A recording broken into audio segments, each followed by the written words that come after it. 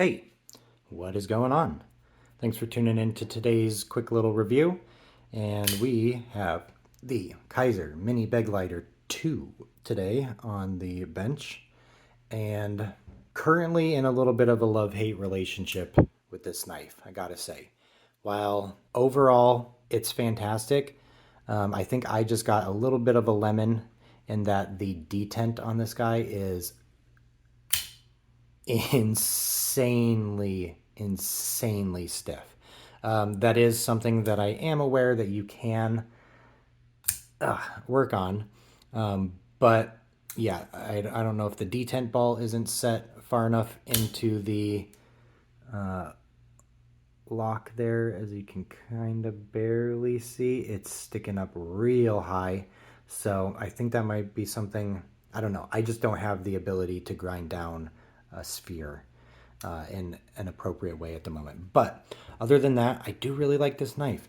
This is my first knife with micarta scales, and well, this is my first knife that came with micarta scales. I do also have a Becker Necker, the BK11, I believe that one is, and I did get some of the K-bar made micarta scales for that, and I hate those scales.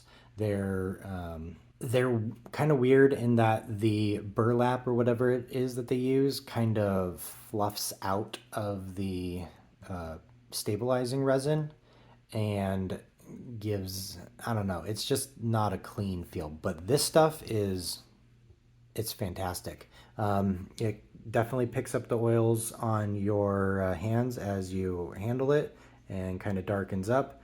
But I do like how this stuff feels. It's definitely grippy without being aggressive.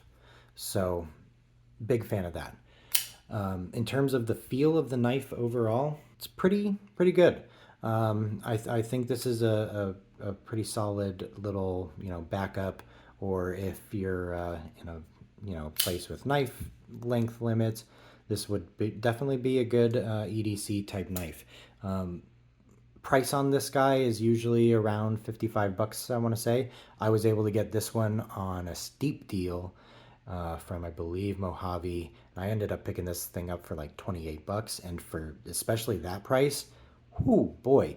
Yeah, this is definitely one to keep an eye on. The blade steel is N690. This is my second knife in N690. Both of them are Kizer made. The other one that I have is the O-Knife Drever. And not my favorite steel. It's, pretty mid-grade in terms of holding an edge, as well as, how sharp it can actually get. I haven't done too much sharpening myself on this knife just because I really haven't used it a ton. Most of what I use this knife for is utility type cuts and cutting out the shipping labels that I use to ship some products that I make. And for that, it is fantastic. I do like this reverse Tonto blade. It gives you a nice fine point for doing that detail work. And this is it's an interesting blade overall because it's a full flat grind. It does get pretty darn thin behind the edge, but it could be quite a bit thinner because the width of this blade is real low.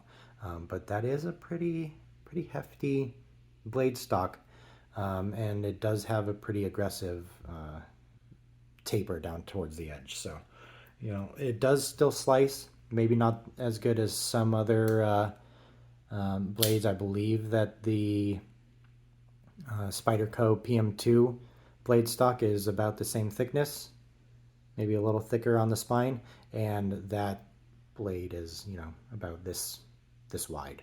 So that's going to come to a bit thinner behind the edge, but I do like. Oh, come on! I do like this knife. The edge bevels were nice and even when I got it. That's something that I think Kizer does a fantastic job with, is getting those edge bevels even. Can't say the same about some other companies. Spyderco.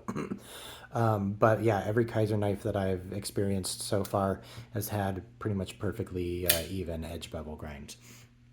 This is a thumb stud liner lock, which, run of the mill, millions of those out there. But the action on it is pretty nice. Other than that really stiff detent that I think is just an issue with this particular knife. I don't think it's an issue with the model in general, and I don't think it's an issue with Kizer knives in general. I think this one just was, a little lacking in the quality control department. So, other than that, slight disappointment there. I do like this knife. It feels great in the hand. It's you can get basically a full 4-finger grip on there. Now the pocket clip is a little intrusive for a knife this size. If this was on something, this size, closer to that 8-inch overall length, this wouldn't be so bad. But something about these Kizer clips, while they're definitely effective, they keep it in the pocket, they're easy to get in and out, they are tall. I mean, you're almost doubling the width of the knife there. Obviously, that pocket clip's going to be riding outside your pocket, so it's really not going to, super negatively impact how it feels in the pocket and kind of the carry profile. But that is one of the gripes that I do have with Kizer knives, is this pocket clip it's not terribly elegant. So, with it being such a small knife and with it having the micarta handles, even though it does have full steel liners, they are nice and milled out for some weight saving. And this isn't a terribly heavy knife overall. I don't think it's super light. I haven't ever actually weighed this knife. I want to say it's probably in the 3-ounce range. No. Well, I'll be darned. This is only a 2-ounce knife. So yeah, I think is that lighter than my mini bug out?